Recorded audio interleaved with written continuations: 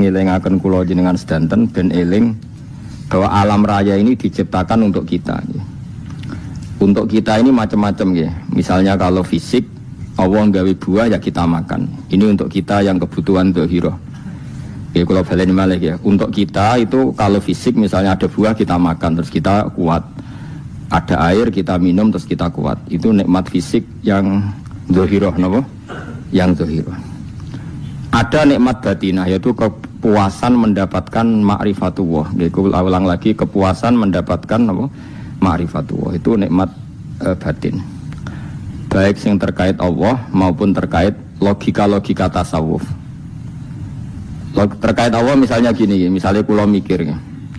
Kula nu bolak-balik matur niki, berkali-kali di tempat ngaji ini. Mugi-mugi jenengan eling mboten gadah masalah ingatan ini eling-eling. Eling-eling tenan. Wong nak soleh, ya soleh, soleh. Cek soleh mulai cilik, cek soleh dadakan terus husnul khotimah. Pokoknya apa? Soleh. Niku nak mati, niku bumi ku nangis. Nangisnya bumi ku kekurangan utawi kalong wong sing sujud ning ndekne. Ya Allah Gusti, biasanya wonten tiyang niku sujud teng nggen kula, dia berperilaku baik teng nggen kula, sakniki tiyang niku pun jenengan ambil, nangis bumi. Saniki sing urip karek bedua-bedua, damel narkoba, damel ngefly, damel macam-macam lah. Itu nangis bumi. Langit semeneng. Gusti matur nuwun Gusti, orang itu saya tunggu lama, sekarang sudah engkau angkat ke tempat kami. Maksudnya diangkat teng langit. Sing bumi nangis, sing langit napa? Seneng. Nah kemudian kita berpikir begini, bumi kok iso nangis ku piye? Nah itu terserah sampean apa termasuk ulama zahir apa termasuk ulama batin. Kalau ulama zahir mengatakan bumi nangis itu mau kinayatun anil husni, pokoknya pantesi bumi itu susah, wong kelangan putra terbaiknya. Tapi nak cara ulama-ulama hakikat yang mengenali sekali betapa kudrohnya Allah, betapa kudrohnya Allah itu tidak terbatas. Itu yang meyakini bumi nangis itu nangis tenan. Misalnya ngaten kalau tak terang malih ya. Kowe bayangno dadi Nabi Adam, ngrungokno kowe. Kowe bayangno dadi Nabi Adam. Nabi Adam tenan maksudnya. Terus Nabi Adam orang pertama, dia tahu betul kalau dia dicipta dari bumi. Dan dia pula tahu betul, beliau tahu kalau dia bisa ngomong, bisa mikir, bisa macam-macam. Terus indukannya beliau itu bumi. Mesti pikiran Nabi Adam, jangan-jangan bumi ini juga bisa berpikir kayak saya. Ini kan materi saya, karena saya dari bumi ini bisa ngomong, bisa melihat macam-macam. Terus bedanya apa manusia mbek napa? Umpama kowe dadi nabi napa? Adam. Orang yang dekat sekali, qoribu ahdin, dekat sekali dengan kesaksian kudroh Allah. Gini ku dekne roh nak materine kok bumi dan dia orang pertama yang urung lali kamane. Tapi ketika sudah ribuan orang, mungkin jutaan orang lali, seakan-akan bumi itu tidak jenis dari kita. Bumi adalah hal yang berbeda dengan kita. Kita manusia berakal, bumi itu benda mati. Terus kowe katut wong goblok-goblok, bumi itu benda mati. Sajane ya rada kriminal wong Islam muni bumi itu benda mati. Enggak bisa berpikir, yang bisa berpikir hanya manusia. Itu kengawuran-kengawuran yang kita ciptakan sendiri, kita wariskan turun-temurun. Umpama kowe iku dadi ulama, ngomong ngono iku isin. Bumi kok nyekseni kue sujud, banyu nyekseni mbok pangan, mbok ombe kanggo sujud. Semua itu bersaksi tentang kita. Lah nek sampean tanglet kula, cara melogika gimana? Begini, tawari cara gampang-gampangan nggih. Tawarai tauhid sing kasyaf. Tauhid ini yang dawuh Sayyidina Ali lau kusifal khata'u mastatu yakinan. Umpama somben tutup-tutup iku dibuka, akulah imanku ora tambah mbek pangeran. Karena tren dunia dan akhirat sama. Zaman yang dunia ya Allah ala kulli saing qadir, kok zaman yang akhirat ya Allah ala kulli saing. Cara Sayyidina Ali, somben aku wis mati lah imanku ora tambah, meskipun aku ora swarga neraka. Lah kena napa? Ndak ra padha wae, ning dunia ya pertunjukan kudratullah, ning akhirat ya pertunjukan kudratullah. Jadi pikirannya Sayyidina Ali seperti itu. Saya kan lahir misalnya tahun 1970. Berarti mulai Nabi Adam itu saya kan enggak ada. Ngerti-ngerti ada. Saya mengira waktu zaman tidak ada itu panjang apa cepat? Cepat, karena kita tidak melalui itu, ujuk-ujuk. Kadang kalau mati ya wedi kan. mau mati jebule kiamat 1 juta tahun kasih opo nang kuburan. Maksud di Khalillah lho. Makanya aku ya ora roh, tak tinggal turu sakmono kan yo nglilir. Nak nglilir terus nang ndi terus. Apa mlaku-mlaku nang donya apa piye nak turu ya kok ngani ngoyo turu kok ribuan tahun lintas. Terus ya apa jajal? Sampeyan tak takoki, misale sampeyan ning kuburan iku apa? Apa ngadepi muka nakil tukaran terus itu keselen tukaran kok nopo ratusan ribu mungkin. Nah terus kita dilatih kata Sayyidina Ali gampang latihan seperti kata Sayyidina Ali apa gampang udah menjadi wong alim. Pada akhirnya kita ini aku zaman urip yo ora roh karepe ngerti-ngerti urip mati yo ora roh karepe pas mati sampean petanginna yo ora roh karepe pokoke wa matar sauna illa ya syawah. Makanya masyhur itu dia ketemu orang ateis. Dia orang ateis itu anti Tuhan, anti Tuhan pokoknya. Dia ditanya, lalu kamu hidup itu karena siapa? Ya gak tahu hidup. Lalu kamu mati yang menentukan siapa? Ya gak tahu kalau tahu mati. Ya berarti Anda gak bisa menentukan diri kamu sendiri. Akhirnya dia taslim. Ya ada yang menentukan lah. Ya ada yang menentukan itu dalam Islam disebut apa?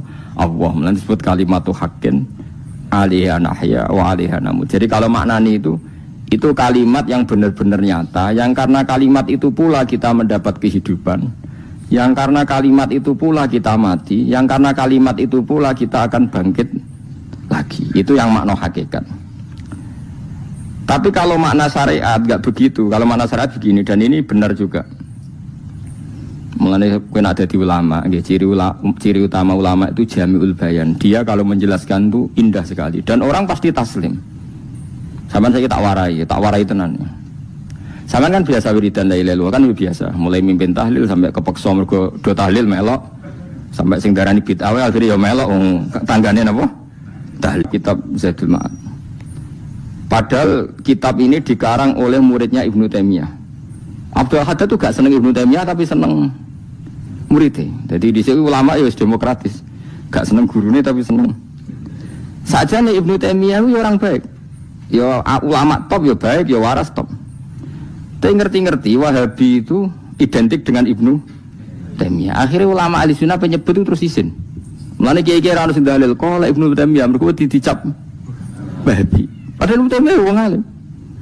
Di kitab-kitab kita, termasuk Syed Muhammad Piyambak, anaknya Ibnu Taimiyah, qala Syekhul Islam, qala. Tapi kan ini sudah milik Wahabi, sehingga kita ini terus akhirnya gak gelem nyebut. Ya jadi kitab koyo dalil fastabiqul khairat iki apa par iki dadi dalil yo dhewe-dhewe. Wah parah tenan wong-wong. Kata orang gak kunut itu ya biasa. Mergo saya sebagai wong alim ngerti iku madzhab Abu Hanifah. Saiki nek ora kunut Muhammadiyah. Kita ini sebetulnya ahlul ilmi gak tahu kunut itu madzhabnya siapa kita. Itu madzhabnya Abu Hanifah, yang kunut madzhab Syafi'i. Tapi tahu-tahu iki madzhab NU, iki madzhab Muhammad. Madzhab. Tapi wis dadi bahasa, wis dadi apa? Sekuajo kabeh jane. Mas repot-repot. Tak warai iki. Sampeyan ben nglafadzno la ilaha illallah iku keren ya, keren tenan mboten keren-keren. Ngendikane Ibnu Qayyim Al-Jauziyah itu gini. Min asliha khuliqatil jannah wa min asliha khuliqatin nar. Terus wa min asliha khuliqatid dunya wa min asliha buisatir rasul wa min asliha qatala rasul. Wah, terus sampai sekarang saya tak bedai. Surga itu kan digawe kelas VIP. VIP mewah. Terus jari rugane widadari lho kan nak wingi betul-betul. Kira 70. 70. Wayu kabeh ora ono sing kriting, wayu kabeh. Wayu kabeh terus gak tahu delok wong liya kan. Kadang bojo kita wis elek jek delok. Oh ya, widadari sifatnya maksuratun fil khiyam. Jadi gak tahu keluyuran ning ndi. Wayu kabeh. Lek. Surga yang semewah itu selek itu ya bagi mereka sing nglafatno atau yang menerima la ilaha illallah. Neraka sekarang dibikin sedalam itu. Jari Abu Hurairah neraka itu tes-tesane benda kamu jatuhkan ke neraka itu untuk santai ke bawah itu nunggu 70 tahun. Kila 70.000 tahun. Dikena HP-mu mbok ceblokno neraka itu cebloke ngenteni 70 tahun. Betapa dalamnya. Ngentekno bego piro ya bayang misalnya. Oh itu kontraktor mana saja tidak sanggup itu disuruh ngeduk kedalaman neraka.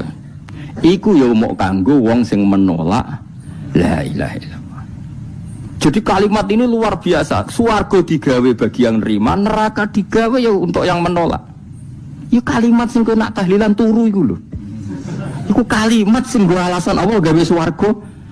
Terus kalimat sing suwe-suwe sing lafadzno diarani bid'ah iku. Itu kalimat sesakral ini nasib akhir zaman iku entek. Gara-gara dilafadzno tahlilan tersangka jadi apa? Bid'ah. Dulu kalimat yang dipuja-puja penyebab surga dan neraka. Saiki kalimat itu tersangka. Mau perkara napa? Bid'ah. Wis aja melok-melok, kowe debat ora iso makili aku sebarno iso. Kok kowe terusno dalan tok. Dah. Berarti la ilaha illallah itu kalimat yang surga dibikin karena itu, neraka dibikin ya karena itu. Kemudian Allah punya sunnah, lalu butuh pelatihan. Dikasihlah Allah gawe bumi.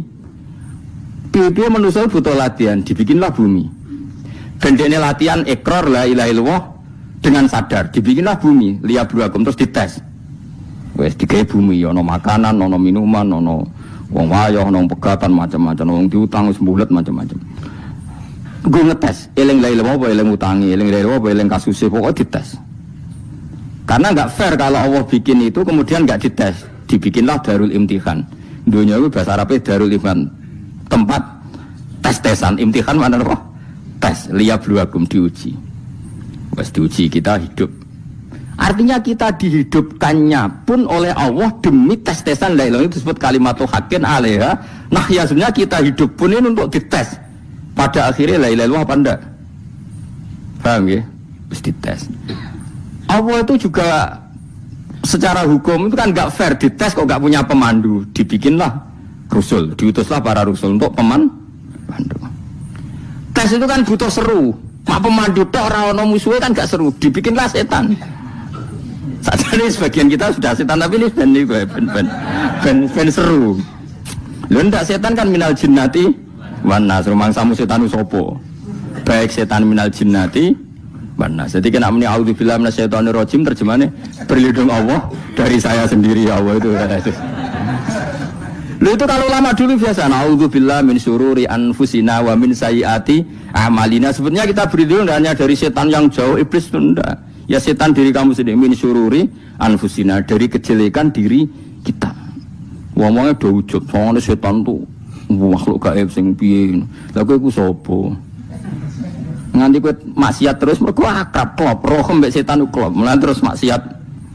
Dah. Allah ngutus pemandu yang ngecul setan ben fair. Napa? Fair. Jadi semua darul ibtila ini juga demi kalimat.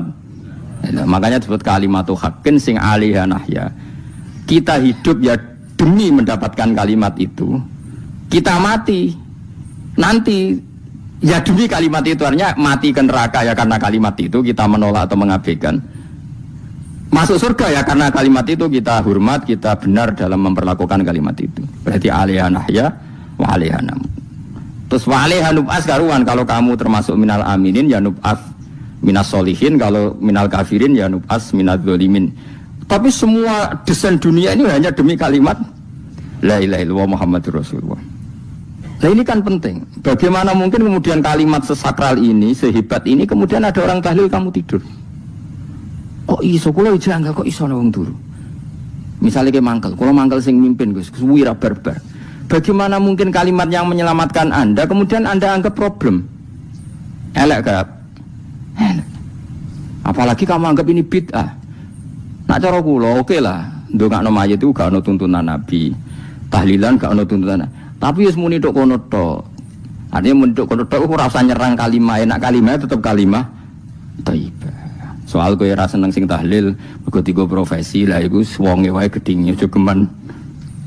Ya saya misalnya, saya kadang enggak cocok sama mubalek karena kadang profesi. Tapi saya tidak pernah anti pengajian bagaimana bentuk membawa syiar Islam. Tapi kalau mubalek kadang ora seneng, kadang takon entuk piro. Bareng sangone sithik, kok sumpah mek transportasi ini. Lah ngono kok mbok senengi iku piye? Tapi kita terus gedeng keliru iku sing gawa syiar Islam. Mana ada pengajian didengar orang banyak tanpa mubalek? Gak iso. Indonesia melepukno barang-barang ra penting jadi penting iso. Lah cara guruku teng sareng ning ape mlepuk kanggo panggung barang perkara. Tapi kadang ya benar.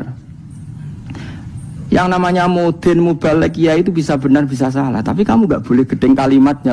Kalimat itu kalimat hak. Ini penting kalau utarakan. Sehingga zaman Nabi Sugeng ini rungokno tenan ngaji kula. Zaman Nabi Sugeng ada sahabat namanya itu Usamah bin Zaid. Ini sahabat kesayangannya Nabi, hibbu Rasulillah. Usamah itu diutus Nabi perang. Ini dengerin ya, diutus perang. Pas perang itu si kafir tadi menggal temannya. Ada yang tangannya putus, kakinya putus. Wah, seorang kafir ini sudah luar biasa. Bacok sana, bacok sini. Ketika terdesak oleh pasukan Usamah, kebetulan Usamah ini cakap ya, sama beberapa temannya orang Ansor. Orang kafir yang sudah koto'a arjulana wa koto'a aidiana, dia pas terdesak bilang la ilaha illallah. Terus sama Usamah tetap ditusuk, dibunuh karena dia berpikir ini qolaha muta'awwidzan, dia melafadzkan kalimat itu hanya berlindung dari pembunuhan. Setelah dilaporkan Nabi itu marah besar. Nabi ngendikan kaifa anta ya Usamah bila ilaha illallah idza ja'at bika yaumal qiyamah. Kowe nek ditakoki la ilaha illallah ku piye? Piye-piye wis ngomong la ilaha illallah, tapi sampai ngomong ngoten sak usih ngetoki tangan kula, maksud tangan kula tangan kelompok saya, kaki saya. Nabi tetap jawab kaifa bila ilaha illallah idza ja'at bika yaumal qiyamah. Pokoknya Nabi menyoal terus. Sampai menjadi fatwa ijma'nya fuqaha, siapapun yang melafadzkan la ilaha illallah harus kita terima meskipun qolaha muta'awwidzan, meskipun saat melakukan hanya cara zahir berlindung dari kematian, sehingga kita terima. Orang kafir yang 80 tahun kafir melafadzkan la ilaha illallah 1 menit menjadi mukmin. Sampai ada ayat kulil ladzina kafaru iyantahu yufar lahum ma qad salaf. Ini kalimat yang sakral, bahkan kafir yang 80 tahun saja menjadi mukmin hanya karena melafadzkan la ilaha illallah. Mulane yang ngaji saya, yang seneng saya, jangan pernah kamu mengatakan ada bid'ah yang orang bisa jadi kafir. Bagaimana mungkin orang mukmin yang ke kuburan dan melafadzkan la ilaha illallah kamu katakan kafir? Padahal kalimat ini yang kafir 80 tahun saja menjadi mukmin. Saiki ana wong nglafadzno la ilaha illallah mergo salah tempat pinggir patok mbok arani kafir. Kok aneh? Sing kafir 80 tahun dadi mukmin iki gara-gara ngafalno la ilaha illallah dadi kafir. Mergo mau salah tempat. Ning pinggir apa? Patok. Gue nara cocok mending nganggur, wong sering ziarah ku nganggur. Nyatane ya tenan. Cara dekne pegawai negeri ora sering ziarah. Nah iku tapi ora usah muni kafir gak mungkin lah. Coba kalimat ini itu orang kafir yang 80 tahun menjadi apa coba dengan melafadzkan kalimat ini? Mukmin kan? Berarti kalimat ini adalah kalimat penghilang kekafiran. Lalu karena dilafadzkan secara salah dianggap kafir. Hanya karena bid'ah itu tidak mungkin. Makanya sebetulnya Wahabi yang alim-alim itu tidak berpendapat demikian. Saya punya beberapa referensi Wahabi yang alim itu tidak pernah mengkafir-kafirkan orang karena perdebatannya seperti itu. Tapi saat ini wis kuwajo. Sebenarnya kalau orang alim itu ya mirip-mirip, entah Wahabi entah tidak mirip-mirip. Karena kalimat tadi. Wahabi itu kitab terbesarnya itu Ibnu Taimiyah. Ibnu Taimiyah itu punya murid Ibnu Qayyim Al-Jauziyah. Itu sampai sekarang saya lihat di fatwanya Ibnu Taimiyah itu begitu hormat sama orang-orang kita ini sama. Tapi tahu-tahu lewat penyaduran sana sini terus menjadi kacau. Jadi kalau balik ini malah sampai anak kepengen dua nikmat batinah seperti tadi yang saya utarakan. Swarga dicipta sedemikian mewah ya demi yang menerima la ilaha illallah. Terus neraka dibikin se ekstrim itu juga bagi yang nolak.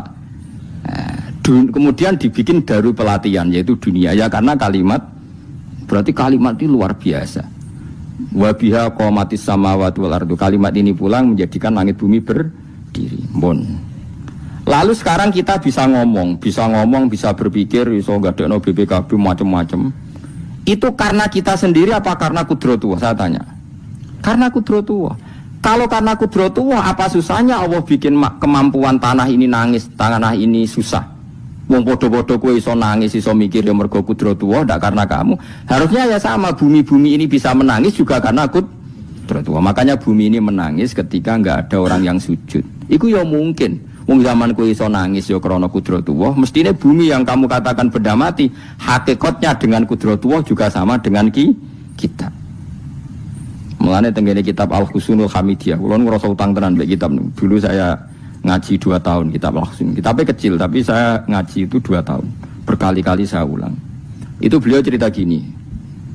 Dia yang ngarang itu orang alim, kebetulan dia orang India. Memang kelebihannya kitab dikarang orang Arab itu luweh bulet. Wong Arab kan semuanya Islam, karangannya itu standar. Ini dikarang orang India.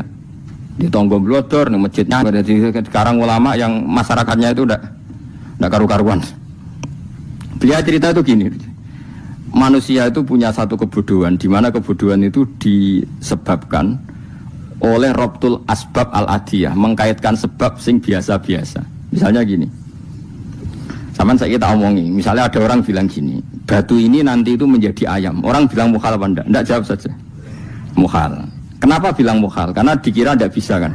Enggak, jawab saja. Jawab satu-satu. Batu ini menjadi ayam. Kamu jawab mukhal. Alasannya apa? Alasannya enggak mungkin terjadi apa kamu enggak bisa? Sebetulnya karena kamu enggak bisa. Udah. Lau ukhbiro dzakar rajul. Andai kan orang itu kamu kasih tahu, klungsu ini biji asem itu, biji pohon asem itu. Nanti yang kecil ini suatu saat besar. Setelah besar buahnya banyak, tambah besar, tambah besar. Terus orang bilang mungkin. Ketika bilang mungkin itu karena dia bisa apa hanya karena menyaksikan berkali-kali ada kejadian nak klungsu ditandur, iku iso dadi gede. Coba sama jawab. Karena dia bisa apa karena hanya menyaksikan itu sering terjadi? Hanya misalnya. Artinya zaman dia mengatakan mungkin itu pun tidak memberi kontribusi ikut buat. Iya enggak? Tetap bergantung kudrahnya Allah. Dia hanya bilang mungkin karena sering melihat. Sebenarnya dia enggak sama sekali memberi kontribusi. Lah darani mungkin ya ora urun. Paham ya? Lalu kenapa dia kecangkeman terus muni wong wis mati dadi lemah gak mungkin dadi manusa meneh. Lho zaman dadi manusa sing wis ngene iki kok mani dene lara melok gawe. Terus muni mungkin mergo sering terjadi, sering roh, sering bersaksi. Berarti sebetulnya manusia itu pakai ukuran dia mampu tidak mampu apa pakai ukuran bersaksi melihat. Bersaksi. Nah ini kan problem kita sebagai manusia itu problem. Mulane disebut wa kanal insanu zaluman jahula wis goblok aja-aja. Mergo manusia itu nak wis goblok aja. Makanya saya kemarin diminta ngisi di pondok kajen. Kalau sampean berdebat sama orang ateis atau orang komunis itu gampang saja. Dilatih begini seperti teorinya Quran. Ya nanti saya teruskan ini tak ulang lagi ya. Saya ulang lagi ya. Andai kan nggak pernah terjadi telur itu jadi ayam, nggak pernah terjadi sama sekali. Telur itu jadi ayam. Terus kamu mengasih tahu orang tadi, telur ini loh nanti jadi hewan yang hidup terus terbang. Mesti dia bilang mukhal, benda mati kok nanti jadi benda hidup yang terbang ngalor ngidul.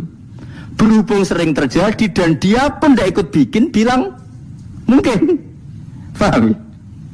Saya ulang lagi ya. Berarti dia bilang mungkin karena sering apa? Terjadi dan dia lihat. Andai kan pertama kali nggak ada telur sama sekali yang jadi ayam, terus pengalaman pertama di dunia belum pernah terjadi. Kamu kasih tahu telur ini nanti jadi ayam terus terbang. Orang ini bilang mukhal enggak? Mukhal. Berhubung sering terjadi bilang enggak. Nah berarti kita nanti bangkit dari kubur gampang saja bagi Allah. Cuma belum pernah terjadi kamu mengatakan mukhal. Nah makanya otak kita harus dibenahi. Makanya jogeman percaya yang pernah kita lihat, yang sering kita lihat. Percayalah dengan akal, tapi akal waras tuh. Karena waras itu serempet tatanannya wangil. Makanya Islam itu melatih. Qul falillahil hujjatul balighah. Misalnya begini ya, dulu kalau Gerwani atau PKI atau siapa sajalah, itu kalau melatih anak-anak TK, makanya seorang ulama harus punya kecakapan penjelasan ibanatul ahkam.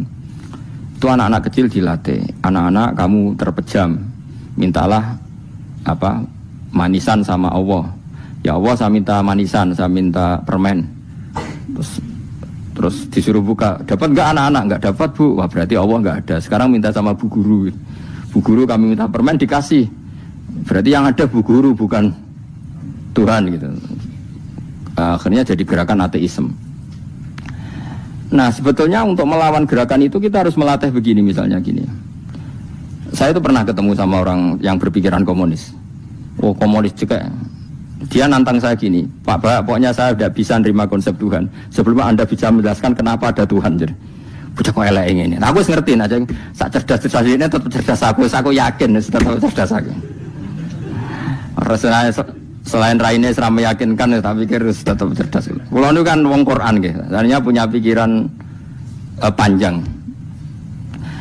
Mungkin di antara orang Islam kita ini tidak punya kecakapan menjelaskan. Tapi kalau orang sering baca Quran, apalagi dia ngaji tafsir ya, yang waras maksudnya waras lah. Terus rapati seneng duit, barang ini penting ya. Kalau seneng duit, wis mari goblok. Yakin ulama seneng duit, mari goblok, tak jamin. Umpama alim wis kelas B, kelas C gak bisa, tahqiq gak bisa. Kalau tahu kandhani kanca kula, kula riyen ambek jenengan udah bisa kaca akeh. Lah kena apa? Cok seneng duit kula. Duit itu masalah bagi ulama. Orang duit itu masalah kan ya. Maksudnya rasa senang tapi ojo terus gak duit. Sekarang saya tanya, Quran itu melatih kita gini. Quran itu sederhana kalau ngelatih tauhid. Tapi orang pasti ingat. Kata Allah gini, nggak apa-apa, saya tidak Tuhan, nggak apa-apa. Kamu yang Tuhan. Tapi buktikan kalau kamu Tuhan. Caranya gini. Am khalaqus samawati wal ardi. Ya nggak apa-apa, kamu yang Tuhan nggak apa-apa. Tapi buktikan kalau kamu menciptakan langit min ghairi syai'in. Ya sudah. Kalau saya tidak Tuhan, lalu nggak ada Tuhan, berarti alam raya ini tercipta oleh sesuatu yang nggak ada. Aneh nggak? Misalnya sebelum alam raya ini nggak ada Tuhan. Berarti sebelum alam raya ini kan adanya nihilisme, sesuatu yang nggak ada. Kemudian sesuatu yang nggak ada ini menjadi penyebab sesuatu yang ada. Aneh nggak? Menurut yang nggak ada itu mestinya kan nggak bisa ngelabeti, nggak bisa berfungsi, nggak bisa ada gunanya. Mau jenenge raono itu ya marahi popo. Mau raono kok jadi sebab. Sesuatu yang menjadi sebab itu yang wujud apa yang nggak ada? Yang wujud. Sak takoi. Lah kalau nggak ada Tuhan berarti alam raya ini lalu sebabnya apa? Ya dari ketiadaan. Lalu tiada itu menjadi sebab. Yang tiada kok jadi sebab itu tekem itu. Mikir. Di mana-mana yang sebab itu harus barang yang wujud. Nggak boleh tiada kok jadi sebab. Ini kan jadi aneh. Sesuatu yang tiada menyebabkan sesuatu yang ada. Terus dia bilang, ya pokoknya ronde ini kalah, Pak. Tahu kapan tak pikir? Pikir nganti mati temenang aku ini ngono. Makanya sebetulnya dalam ilmu mantek, pertama itu kita tidak harus iman Tuhan itu namanya Allah, tidak harus. Makanya pertama dikenalkan, sementing kenal Tuhan itu ada dulu. Disebut zat sing wajibil wujud, belum disebut namanya Allah. Allah itu disebut nama Islam, itu paham ya? Saya ulang lagi, Allah disebut itu nama Islam. Tapi kalau penemuan akal hanya sampai kita ini butuh zat sing wajibil wujud, sing menjadi penyebab semua alam raya ini. Di bahasa Arab disebut musabbibul asbab. Belum menyebut Allah musabbibul asbab. Islam pun pertama Iqra turun ya gak nyebut Allah. Iqra bismi rabbikal ladzi khalaq, khalaqal insana min 'alaq. Iqra wa rabbuka. Tuhan itu siapa? Yang mencipta. Nah, yang mencipta ini oleh syariat Islam disebut apa? Tapi dalam logika yang penting gue kenal si ono musabbibil asbab. Pastikan bahwa alam raya ini yang wujud pasti disebabkan sesuatu yang ada. Nggak boleh barang wujud kok diciptakan oleh sesuatu yang tidak ada. Yang gendeng ora barbar barang ra ono mbok sifati al khaliq. Sing gawe langit bumi apa? Pencipta. Penciptane apa? Sesuatu yang tidak ada. Kowe ikhlas diutek ngono kowe ikhlas ta ora? Gak kowe ikhlas ta ora diutek ngono kowe ikhlas ta. Kowe gelem dadi bodho niku. Gelem kan? Mboten. Nah, nikmat ngono jenenge nikmat batin. Mulane sing suwenang mek kalimat la ilaha illallah. Wes ana sing bid'ahnallah iku wong nganggur wis beno sauni-unine. Tapi kadang memang kita berlebihan. Tahlilan ra barbar 40 dina ini ra barbar. Muga alasane wis disangoni akeh tahlil sedih lho sakake penggemar sing keselen sing rantuk sangu ya butuh cepet.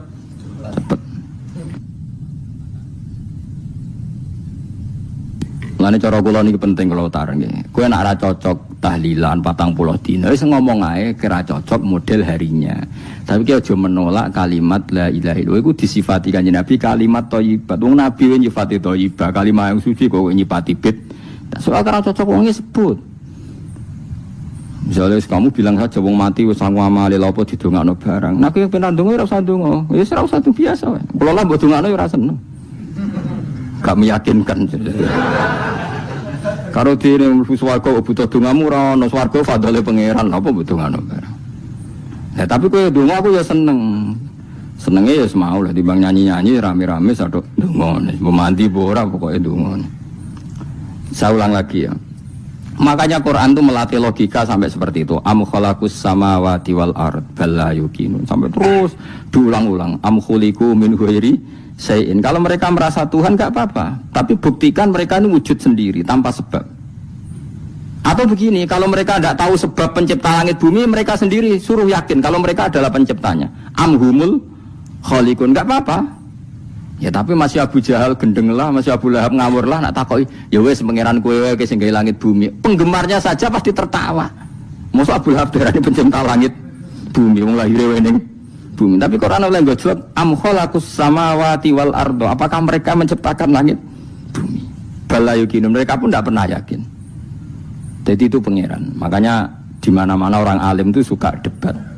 Karena pangeran sendiri kalau menjelaskan kebenaran seringnya juga nantang debat. Kata Allah, Qul ara'aytum ma tad'una min dunillah aruni madza khalaqu minal ardi am lahum syirkun fis samawat. Enggak apa-apa mereka Tuhan kata Allah, tapi buktikan zaman langit diciptakan mereka memberi kontribusi apa? Apa urun bego, apa urun cagak, apa piye lah pas aku gawe langit iku dekne urun apa jare am lahum syirkun fis samawat. Misale urun apa lah? Urun tol ta urun apa lah. Itu pangeran. Mereka kan pasti menjawab enggak. Terus itu nih kita biming qobliyada. Kalau kamu nggak percaya Quran sebagai kitab buah nggak apa-apa, tapi buktikan kamu punya kitab tandingan. Nggak, mereka nggak punya juga. Atau gini, nggak usah Quran, ke sakralan. Au atharatim min ilmin, atau kajian ilmiah yang membuktikan bahwa Yesus itu Tuhan, atau yang membuktikan bahwa berhala itu Tuhan. In kuntum shodiqin, nggak apa-apa kalau kamu benar buktikan. Nah itu makanya semua nabi itu punya kecerdasan, karena tadi nabi kadung nantang itu nih kita biming qobliyada au atharatim min ilmin in kuntum shodiqin. Tapi sekarang orang alim soleh itu jarang. Yang ngono anggere wong soleh rapati ngalim, anggere sing alim biasanya rapati soleh. Lah kula termasuk rontok-rontok ya isih rontok soleh ya rontok, tapi lumayan masih menjaga hujjatullah tadi. Sebab itu ulama dulu mengajarkan Allah itu siapa? Disifati zat sing wajibil wujud. Karena alam ini kadung ada. Kalau alam ini kadung ada, pasti penyebabnya sesuatu yang wujud. Tapi kalau wujudnya mungkin, bahaya. Wong sing gawe wae wujude terima mungkin bisa wujud bisa tidak. Makanya dipermanenkan yang gawe alam ini zat sing wajibil wujud. Sing wujudnya wajib. Wajib itu enggak bisa enggak pasti wujud. Nah terus kita kenal itu namanya khaliq, itu musabbibil asbab, itu khaliqul asya. Lalu oleh Islam zat yang demikian itu disebut Allah. Terus jadi la ilaha illallah. Nah orang yang bertauhid gini tentu punya kenikmatan batin yang luar biasa. Sehingga saya bayangkan nanti mati yang ngono biasa wae kan. Gusti zaman kula teng donya ora melok ngatur oksigen, ngatur nyawa, ape mati ndak ra ngoten. Mulai jare Siti Ali, jenengan jemben nak mati tambah pinter apa biasa? Ya biasa wae. Ning bumi yo ndelok kudrahe Allah, kok ning akhirat ndak ra padha wae ndelok kudrahe Allah. Mulane beliau masyhur guyonan beliau, lau kusifal ghata mastatu yakinan. So ben aku nek mukasafah ning akhirat imanku yo ora tambah, ya biasa wae, standar-standar wae. Maksudnya kue ning dunia ujung-ujungnya paling pokok ya menyaksikan kudratullah. So ben ning akhirat ujung-ujungnya paling pokok ya delok kudratullah. Ning dunia saiki Allah ya matlubi sing kita cari. So ben ning akhirat ya Allah matlubi. Paham ya? Artinya hukum dunia dan akhirat itu sama. Kita di dunia golek ridane Allah, ning akhirat ya golek napa? Ridane Allah. Lah soal kecil itu, tapi ning akhirat tak masalah, Gus pun rokok masalah. Itu utang ditagih yo masalah, kere suwi ku yo masalah. Ya biasa jenenge makhluk anane masalah. Sing ora oleh di masalah ku pangeran. Pangeran sing duwe masalah. Biasa wae. Lah makanya kula suwun nggih aja geman gedeng ulama. BP ulama iku sing iso nerangno. Mulane ngendikane ulama-ulama iku kemampuan Quran wal kitabil mubin. Kitab sing mampu memberi penjelasan iku sing iso maris iku ulama. Coba sampean semenjak ngaji saya inilah contoh paling gampang. Sampeyan ngafalno la ilaha illallah itu kan kelihatan biasa. Biasa ambek ngantuk, kadang gremeng sing mimpin tahlil macam-macam lah. Pemene nak ora barbar semacam-macam. Oke lah itu kamu gedeng manusianya enggak apa-apa. Kadang memang kalau tenan. Memang kalau tenan dekne wong sering kula taklam, kula nak kiai lah sering jejer kiai. Ku iso tahlil kan kula wani kok, kowe iso tahlil sangone akeh sungkan cepet. Kowe goblok kemen seneng sing iso bulbet nek mangkel wong sak menambani sing kesusu. Tapi nak sing mimpin kula tetep cepet. Sing udang lah masuk sangone akhirnya aku tetep cepet. Kok boten nami tetep mandiin aku. Nah, naswi malah ra mandi ya. Jadi di daerah saya itu ada mitos. Sampeyan ngerti Istanbul, Quran kecil itu, sing jarine jimat itu. Tapi jarine saiki diproduk teng Kudus kathah 20.000 regane. Jadi di Kliwon itu regane pinten? Selawewu itu kayak kuno no kan. Tapi mau selawewu orang sing asli. Nah itu sebetulnya yang asli itu hanya 5 atau 9 itu sing gawe niku jenenge Ki Sarbini yang terkenal jadul. Itu sing asli. Ya tapi anggere wong yang klaim asli ya karek maklare lah. Tapi jelas itu dicetak masal teng Kudus selawewu. Pasar Kliwon teng kathah lah teng putih-putih kathah. Oh. Wong kok kula dagangan Istanbul nak kula sak-sak. Sak-sak tenan niku. Tak takon Mas. Tapi nak ngetul sitok-sitok, orang kerja agar wong tak kei ngono, kurang ajar tenan aja. Nah itu ceritanya itu, dia tuh terkenal jaduk. Singkat cerita diundang tahlil orang mati. Ya kayak Pak Khalil Bangkalan kan orang-orang keramat. Bilang gini, ya cung ya ngundang aku akeh cung ya bismillahirrahmanirrahim wis bapak-bapakmu di sepuro pangeran. Mulai. Yang punya rumah itu mangkelnya bukan main karena di sebelahnya sapi. Dikira kalau di sebelah sapi kan tahlilnya gayeng suwi. Lama-lama gremengnya tuan rumah ini si kiai tadi dengar. Terus balik nih, yes ngene cung. Kon buktekno nak tahlilku banding wek sapi ini. Kon ngetok wit klopo lho kon ngetok. Ketok kon gawe timbangan. Sing sitok kon nyancangi sapi urip kubudi. Sing sitok kon ngosongno. Menape digopo? Timbangan wit klopo, ketok digo timbangan. Disaksani wong akeh, malane terus tampil keramat tuh, sing wong akeh. Dekne muni bis wis jompat sing sapi kalah. Lho bis tok jompat mau bismillahirrahmanirrahim.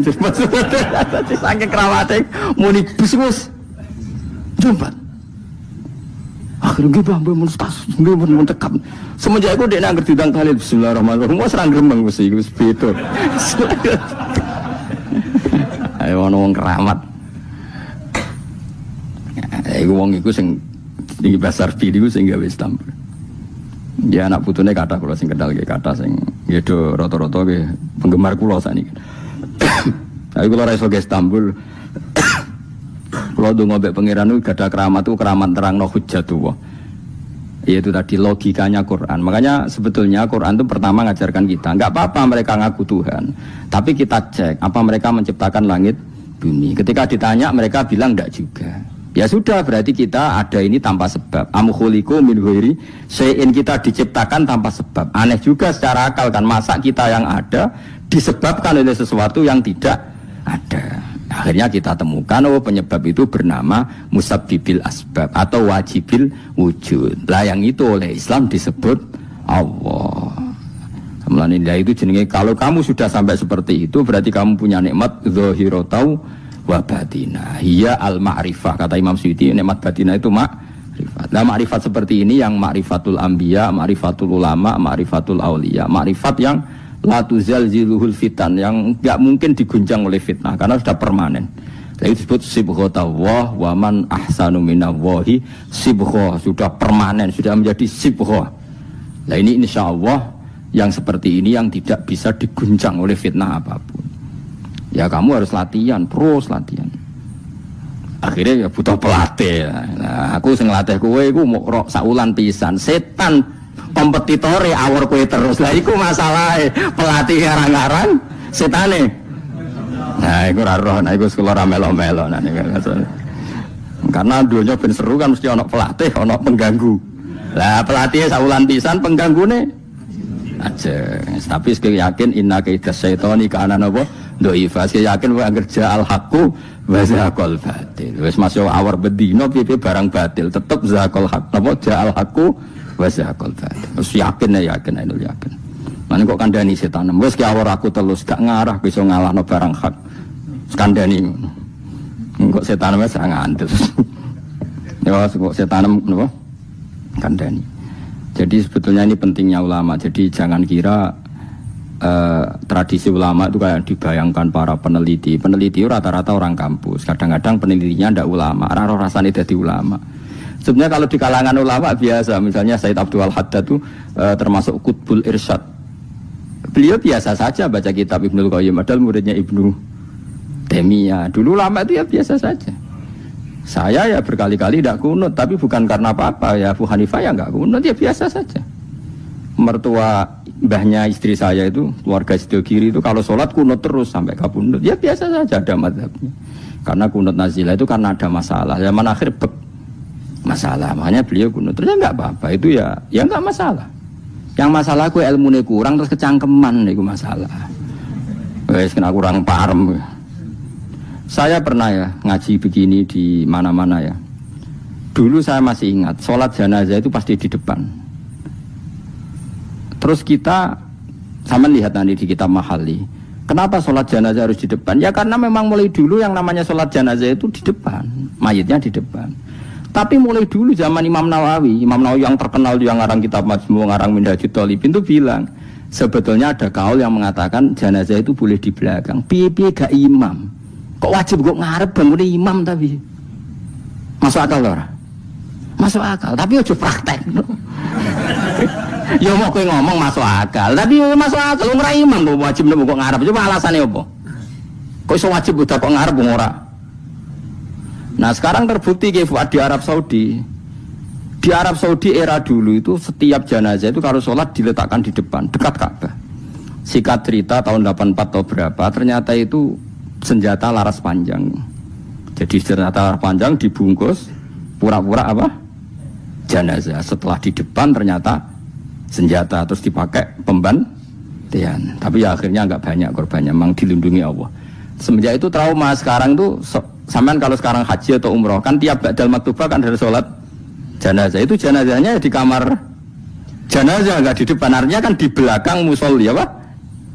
Di belakang yang sholat. Nah ini alhamdulillah itu zaman Imam Nawawi termasuk sudah mendiskusikan itu. Ada kemungkinan yang kita sholat itu di belakang kita. Nah, kalau di Arab Saudi semuanya dipaksa di depan, wong kaji rasido kaji. Sumati wae mendak kok ngarep. Gak sido tawaf wong. Kebeken jenazah. Lah Indonesia tok nak kaji mati piro saja. Kabeh ditakok ngarep. Ini pentingnya ulama. Dulu biasa ulama meskipun kita di Indonesia ra pro maratek ngono, kita takobal wa minna minkum takobal. Loh, karena saya pernah ngalami di kampung saya itu kan biasa kalau mayat itu kan ndase enggak lor, sikile ning kidul. Madhep kiblat. Mbaya gitulah orang madhep kiblat, pokoknya sirahe ning lor, sikile nang kidul. Oh itu sudah berpuluh-puluh tahun, mungkin ratusan tahun sudah. Kemudian lala itu ada kadang-kadang satu tamu itu berkeyakinan sirahe ning kidul. Di sini kan ada madzhab sebagian sirahe ning kidul, sikile ning lor. Kebetulan tamu itu keluargane.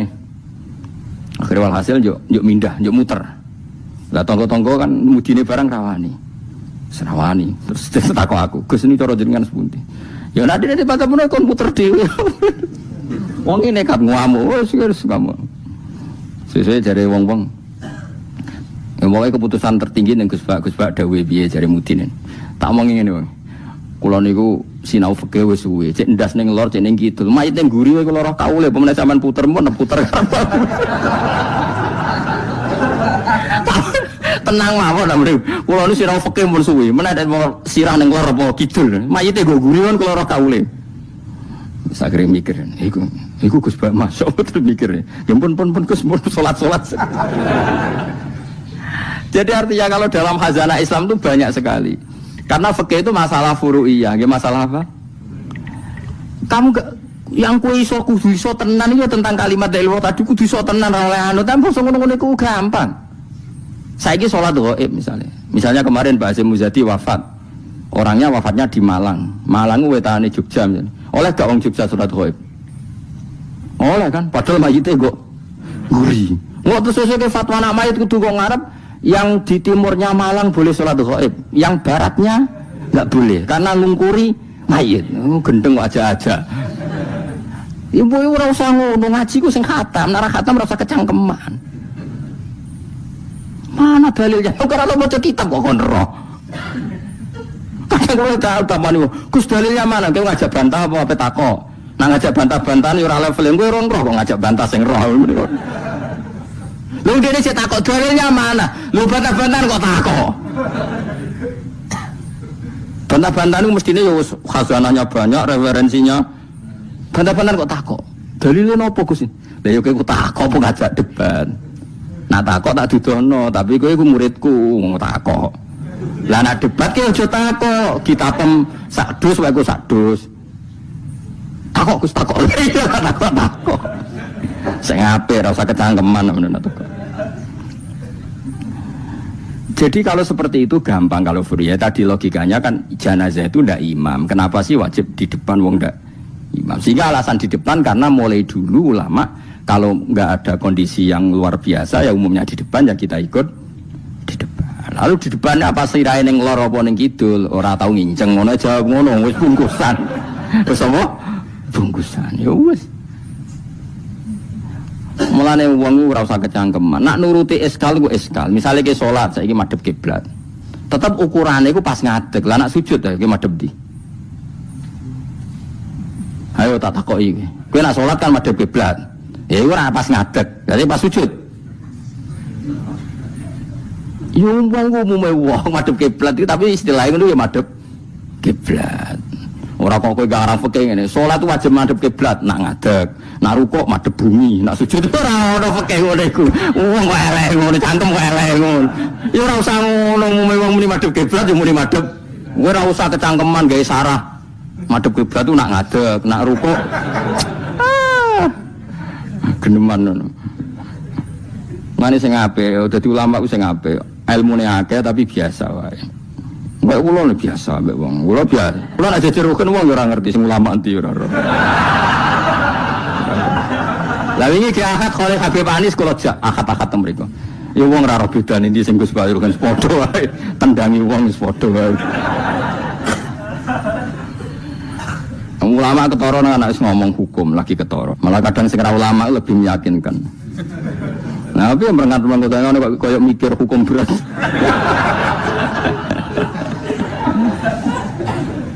Saya kalau baleni malih. Jadi yang wajib permanen itu ma'rifatullah. Nggih napa?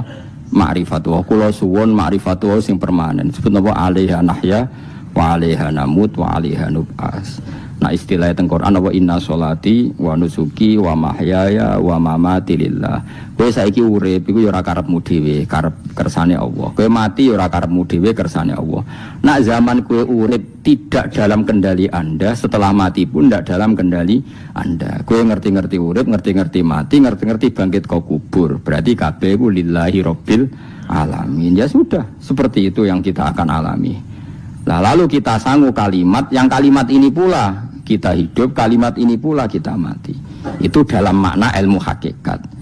Nah makna ilmu syariat ya gampang. Aku wani urip ya mergo bela-belani la ilaha illallah. Umpama aku mati ya demi kalimat la ilaha illallah. Aja kok mati krana melok lomba terus mati. Ya mati ya berlomba dalam mempertahankan la ilaha illallah. Itu makna syariat. Nah kita harapkan makna ini dua-duanya ada. Secara syariat kita hidup ya demi ngurip-ngurip la ilaha illallah. Disebut diilai kalimatillah. Kayak aku, mulane kula nak mulang semangat. Aku wani urip demi mulang kalimat la ilaha illallah. Aku wani mati mergo wis rumangsa sangu.